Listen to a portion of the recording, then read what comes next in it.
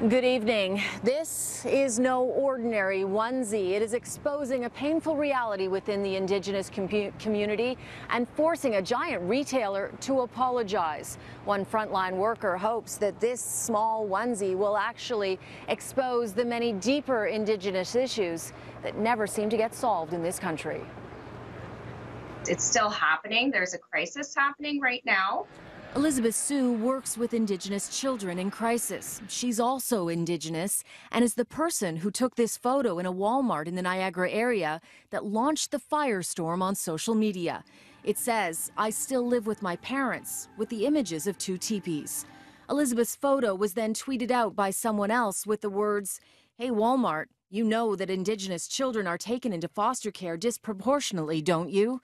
#racism." The tweet is painfully true. A study released last year concluded Ontario's Indigenous children are 168% more likely to be taken from their homes than white children and placed into care. That's why this sleeper is touching a painful nerve. Family is, the fundamental of, our Indigenous community. So it's a direct attack against our indigeneity. Tweets in response echoed the pain. "Hey Walmart, have you heard of residential schools? 60s scoop maybe. This is so inappropriate on so many levels. Yeah, Walmart, if you could remove this, that'd be great. If you could understand why, that'd be better." We found the sleeper for sale at the Walmart at Sherway this morning, although Walmart has promised to take them off the shelves. In a statement, the company said, "The graphic on this item does not represent Walmart's beliefs. We are removing the product immediately and sincerely apologize for any unintended offense this has caused."